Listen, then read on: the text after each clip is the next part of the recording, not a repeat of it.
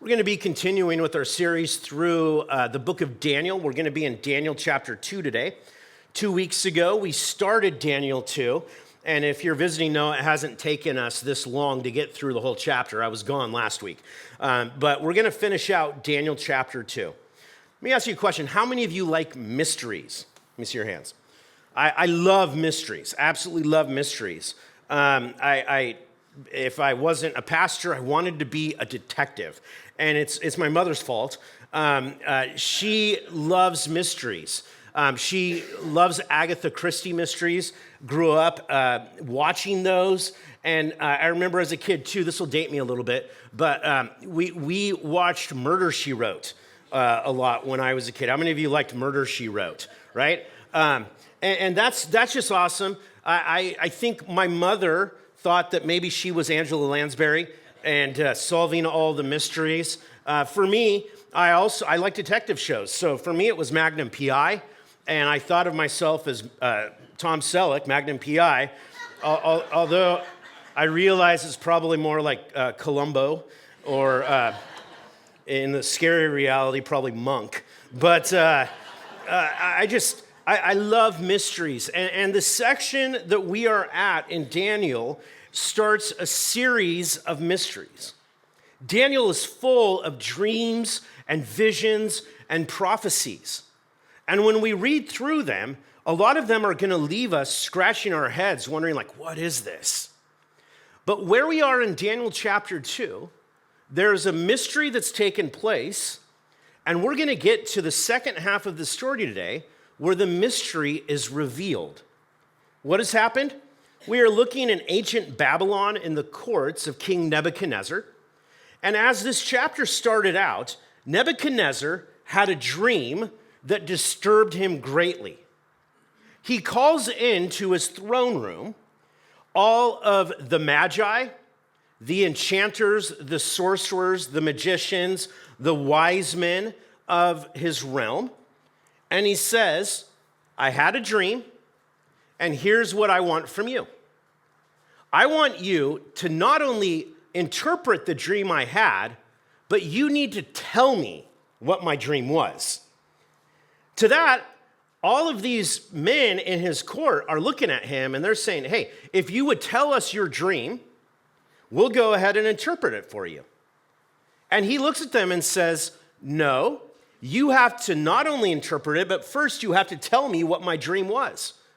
Why is he doing that?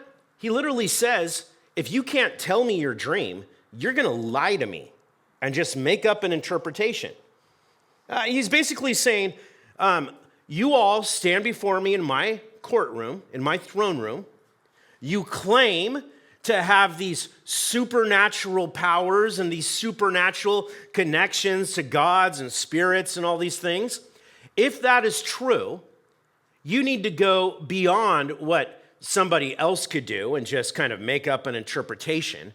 You should be able to tell me what my dream is.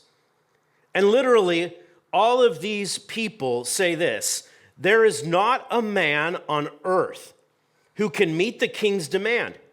For no great and powerful king has asked such a thing of any magician or enchanter or Chaldean.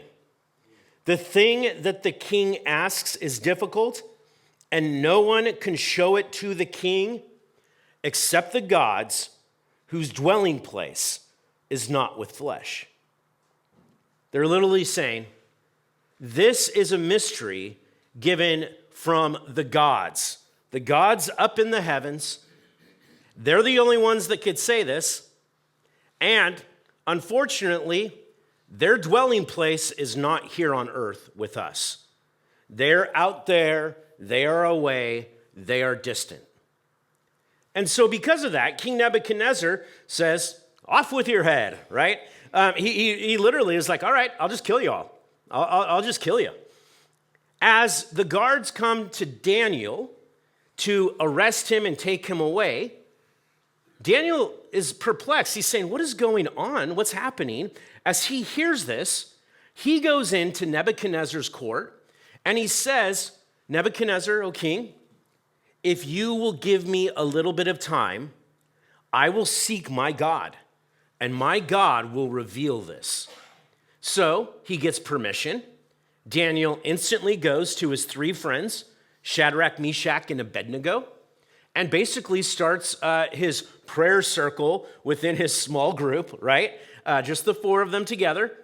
They pray, they seek the Lord, and God answered their prayers and gave Daniel both the dream and the interpretation of the dream. That's where we pick up this story in Daniel chapter 2, verse 25. We read this. "Then Arioch brought in Daniel before the king in haste and said thus to him, 'I have found among the exiles from Judah a man who will make known to the king the interpretation.' The king declared to Daniel, whose name was Belteshazzar, 'Are you able to make known to me the dream that I have seen and its interpretation?' And Daniel answered the king and said, 'No wise men, enchanters, magicians, or astrologers can show to the king the mystery that the king has asked. But there is a God in heaven who reveals mysteries, and he has made known to the king Nebuchadnezzar what will be in the latter days. Your dream and the visions of your head as you lay in the bed are these. To you, O king, as you lay in bed, came thoughts of what would be after this. And he who reveals mysteries made known to you what is to be.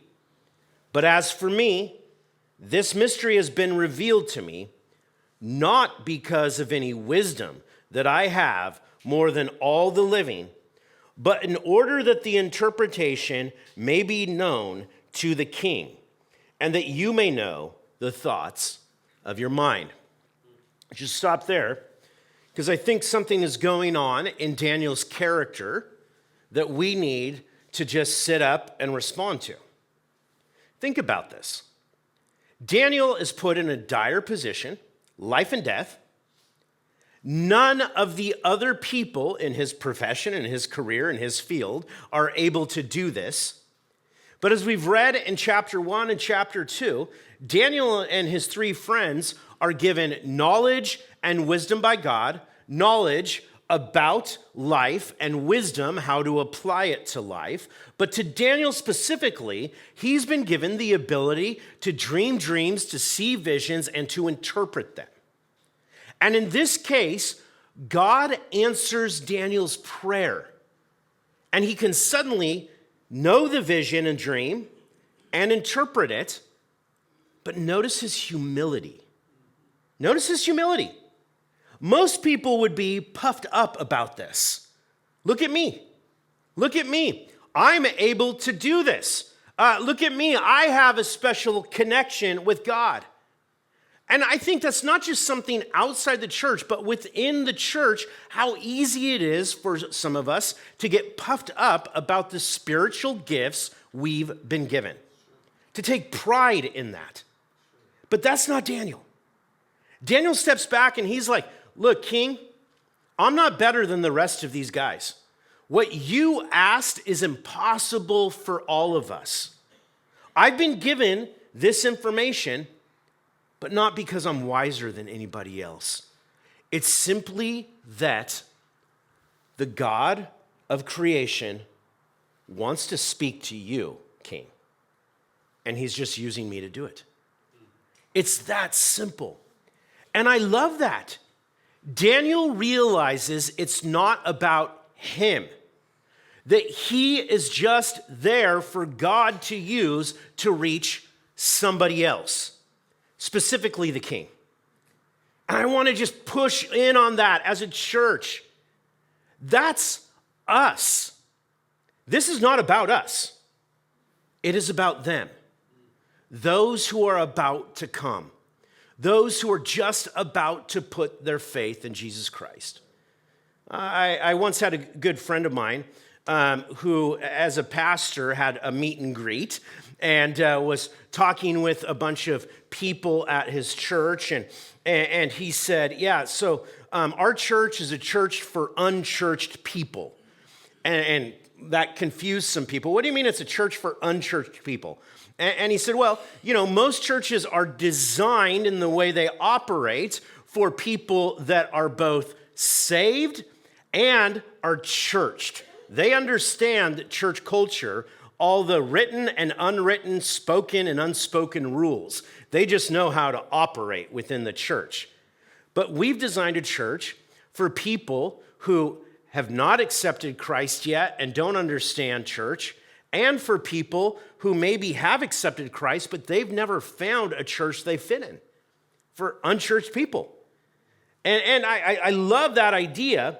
As he shared this with his people, an elderly woman who was very well-meaning raised her hand, and she said, I'm kind of confused because isn't the church for us?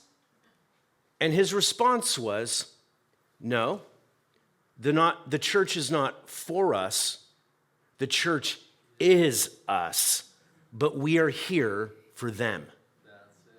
And I want to push in on that. We need the attitude of Daniel, a humility to understand that whatever gifts or however God is moving, it's not because we're all that. It's not because we have some better way of doing ministry. It's simply what God has ordained to do, and he's doing it because he wants to reach people around us. He wants to reach people around us. No, don't ever get prideful when the Lord uses you for something. Be like Daniel and remember, I'm just here. I'm not anything special. He is doing this because he wants to reach somebody else. The story goes on with this.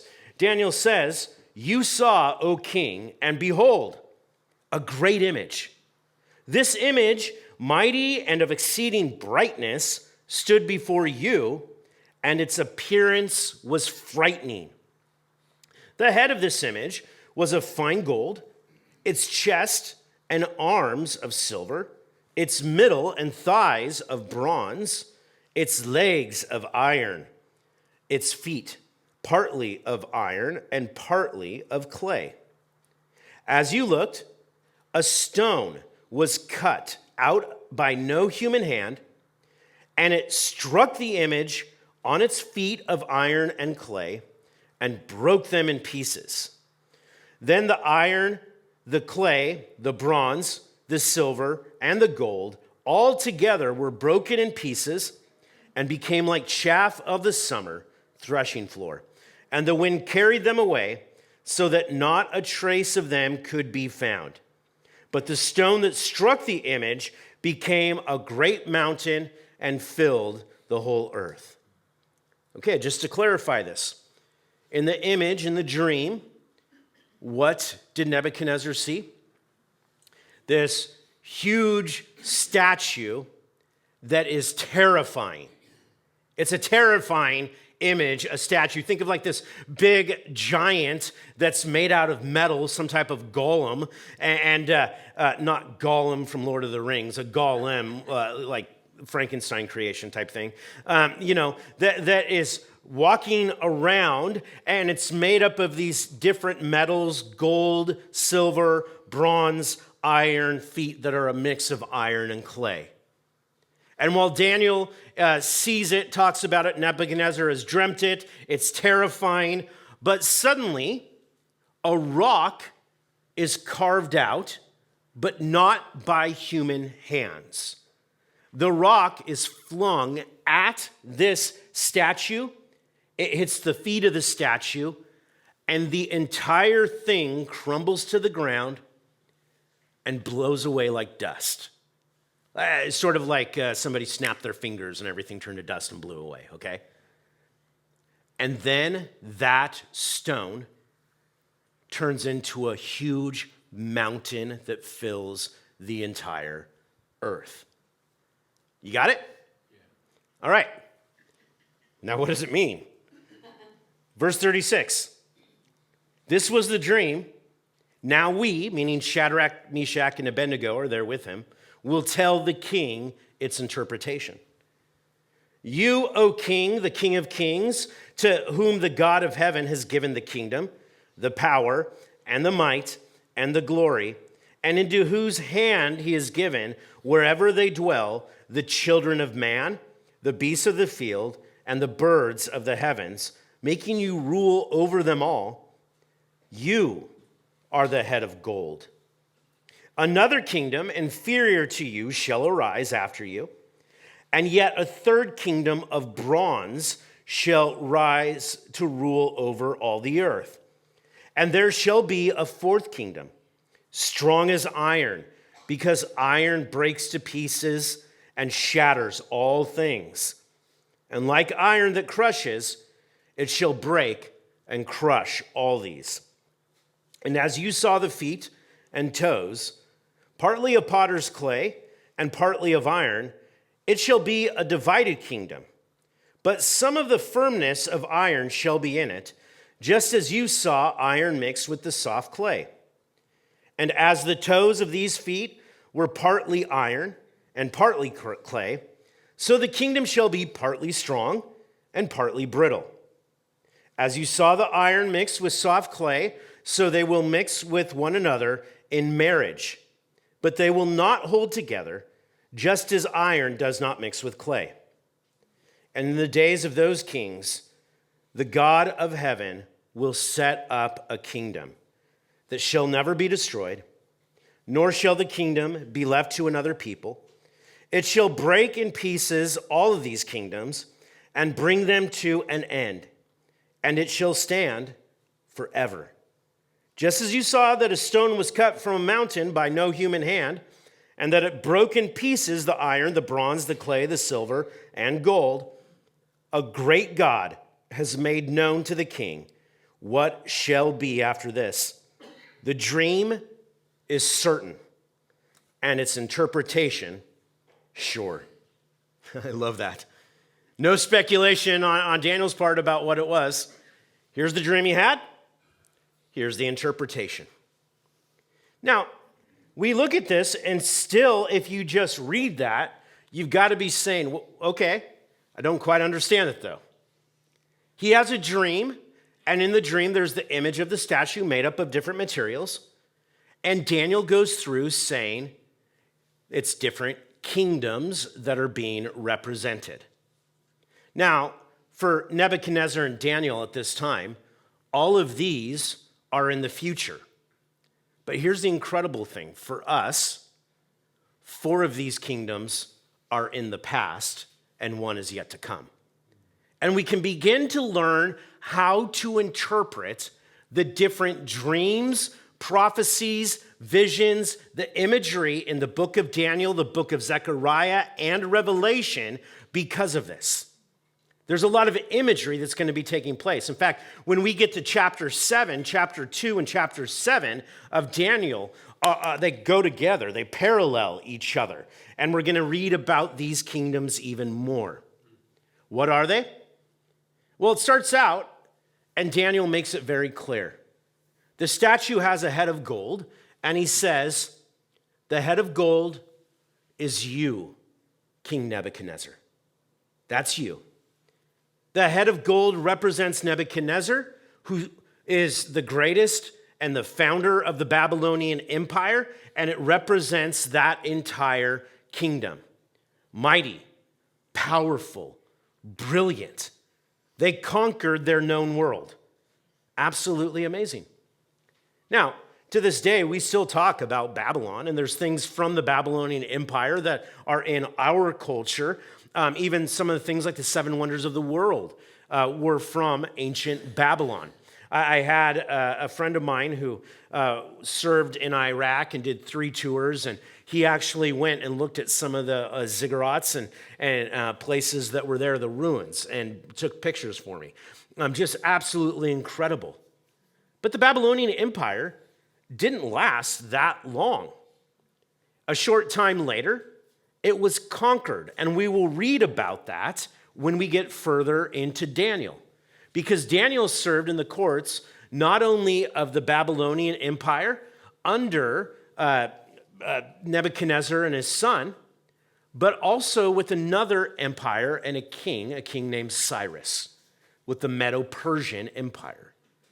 So we have a head of gold, And Daniel says in the vision, after this will come another kingdom that's inferior to yours, but it'll conquer and is powerful, and it's represented with silver, and you see this chest with two arms. Why two arms? Because it's the Medo-Persian Empire, the Medes and the Persians, two different kingdoms that made an alliance together to conquer. Okay? After that, the Medo-Persian Empire was conquered. We get to a place where we read about the torso, and it's said that it's made of bronze. Who conquered the Medo-Persian Empire? One of the most famous generals in the history of mankind, Alexander the Great. And he brought in the Grecian kingdom. Absolutely amazing. All of this prophesied before it took place. Alexander the Great conquered vast swaths of land, kingdoms all over the place, going all the way to India. When he died, his 4 generals started fighting over his kingdom. It lasted for a short time, but then we get to the 4th kingdom, which is the legs made of iron. What does that represent? Rome, Julius Caesar. You look at it, and even one of the most famous armies in Rome is called what? The Iron Legion. Why is it 2 legs? Was the Roman Empire always one? No. Eventually it became 2, the Eastern and Western empires with Rome and Constantinople. This is incredible when you look at it. And God gives this dream to Nebuchadnezzar, gives Daniel the same vision and the ability to interpret it, to say to him, these are kingdoms that are going to come after you, Nebuchadnezzar. God wants to let you know what's going to take place. But then notice, there is a 5th piece to this whole thing. The feet that are mixed with iron and clay. And Daniel says that will be in the latter days. All right? Now, when you get into that, what is that talking about? I mean, here's the Roman Empire, but what's this 5th part with these feet made of something that's a mix of iron and clay? It's a kingdom that is yet to come. One that will happen. All of this is taking place in the calendar with the time of Israel and the Jewish people, okay? I'll show you later as we get further in to the book of Daniel what time period we're in. We're in the time of the Gentiles right now. But there will come a time where another kingdom will show up. It will be like Rome in the same kind of structure, the ideas of Rome, but won't be as strong. It will be mixed with clay. And you might say, how can that happen? Here's one of the things, if you've been around church for a long time or maybe read weird books like the Da Vinci Code and stuff, a lot of people instantly go to, well, it's the Roman Catholic Church. No, not the way to look at that. That's too easy for us to point at. The culture, the ideas, the disease and infection of Rome are still with us today. Because it spread throughout Europe and then went to where? Here.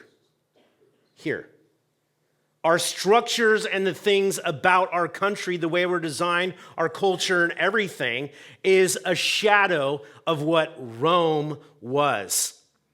And in the future, there will be another kingdom.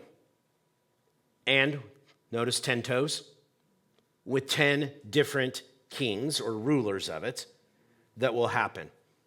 Now, we use the Bible to interpret the Bible, and this is talked about in other places. One of the places in Revelation chapter 13. The imagery is different, but this is what John sees in the book of Revelation. We read this. And I saw a beast rising out of the sea. Notice this. With 10 horns and 7 heads and 10 diadems, 10 crowns. on its horns, and blasphemous names on its heads. And the beast that I saw was like a leopard. Its feet were like a bear's.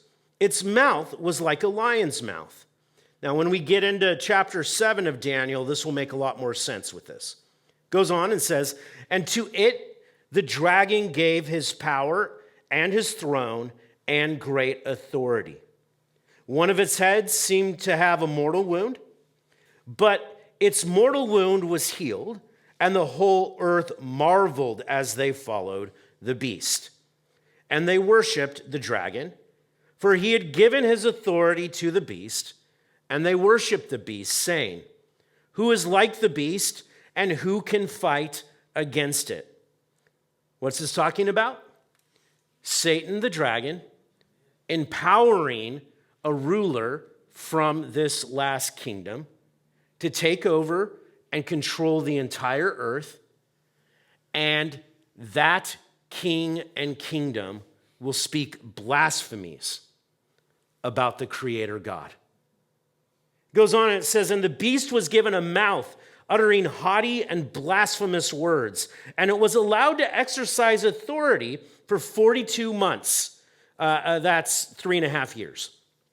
It opened its mouth to utter blasphemies against God, blaspheming his name and his dwelling, that is, those who dwell in heaven.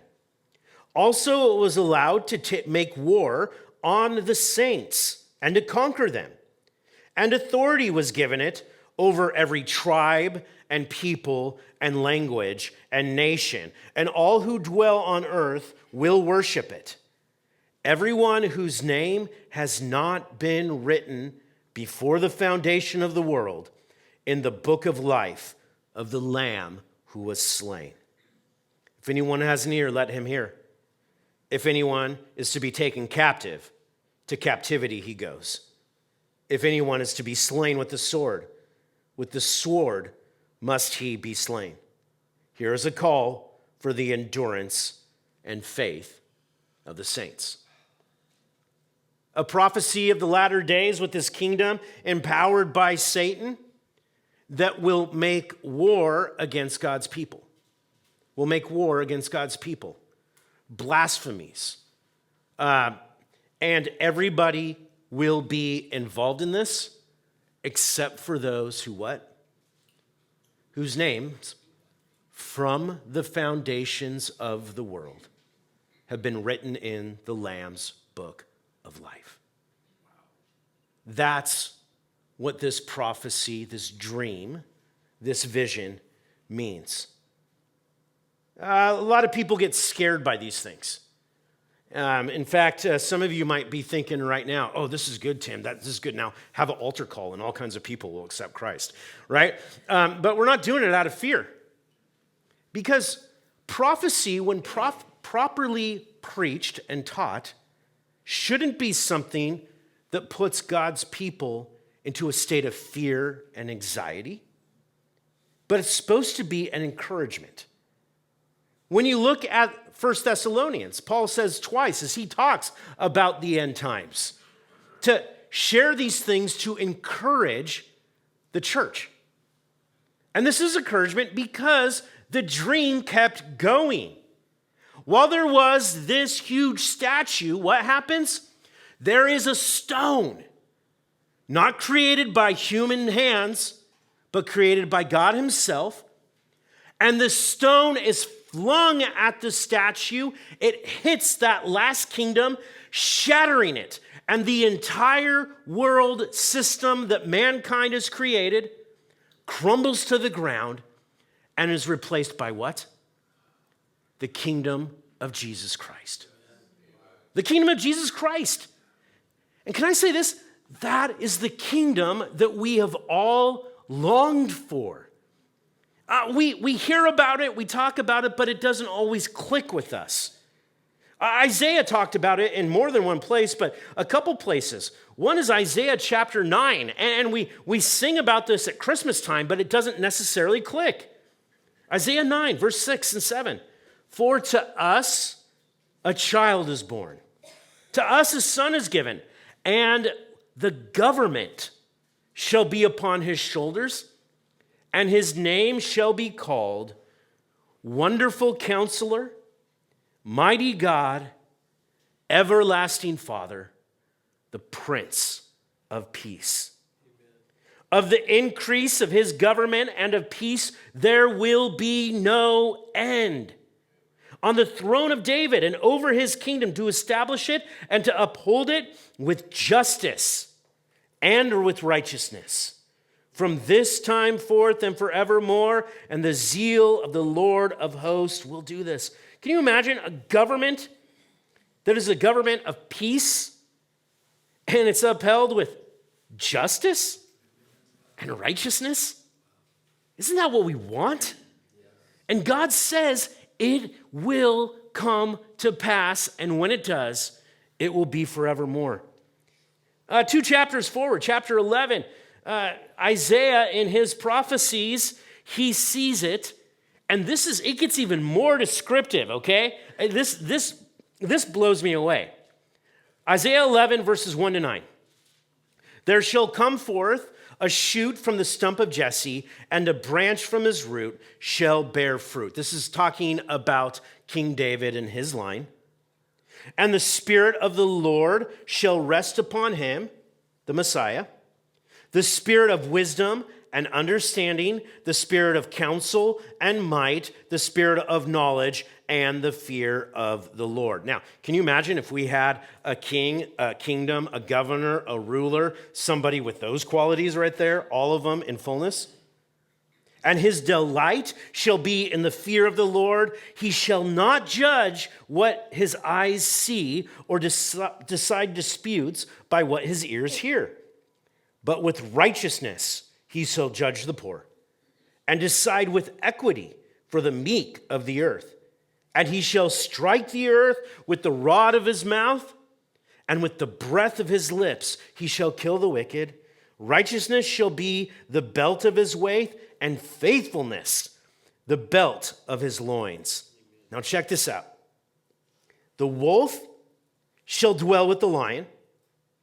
The leopard shall lie down with the young goat, and the calf and the lion and the fattened calf together. And a child shall lead them. The cow and the bear shall graze, their young shall lie down together, and the lion shall eat straw like the ox. The nursing child shall play over the hole of the cobra, and the weaned child shall put his hand on the adder's den. They shall not hurt or destroy in all my holy mountain, for the earth shall be full of the knowledge of the Lord as the waters cover the sea. Now, I just think about that. That's a description, right? Think about this. How many of you have kids? Raise your hand. All right, how many of you have grandkids? All right, just think of this. Like in our situation, if it was like, hey, my wife's like opening the kitchen window, yelling out to the backyard, Tim, where are the grandkids? Oh, don't worry about it. Our 6-month-old grandson, Shiloh, he's just over there playing by the cobra's den. Right? Well, where's Cal, the 4-year-old? Oh, don't worry, his arm is in the cobra's den. That is the kind of world that God created originally in the Garden of Eden. And since the death, burial, and resurrection of Jesus, he's been working back towards that. Amen. That's the kingdom of God. Now, one last passage, because Daniel chapter 2 has just a few more verses. Then King Nebuchadnezzar fell upon his face and paid homage to Daniel and commanded that an offering and incense be offered up to him. The king answered and said to Daniel, truly, your God is God of gods and Lord of kings and a revealer of mysteries, for you have been able to reveal this mystery. Then the king gave Daniel high honors and many great gifts and made him ruler over the whole province of Babylon and chief prefect over all the wise men of Babylon. Daniel made a request of the king, and he appointed Shadrach, Meshach, and Abednego over the affairs of the province of Babylon, but Daniel remained at the king's court. At the beginning of this, you have the story of King Nebuchadnezzar. His courtroom is filled with sorcerers, magicians, enchanters, wise men, and magi. He has before him all of these different gods from his kingdom and different kingdoms. He has a mystery and a question, and he's told by all of them, this is impossible to know because only the gods could know this. But they're up there, and they don't dwell with us. But what just happened? Through this dream, the vision, and interpretation, God used Daniel to speak to Nebuchadnezzar and to tell him, no, there is a God in heavens, and he is the God of all the gods. And he is also here on the earth. He is the Lord of every king and kingdom throughout time and history. He dwells with man.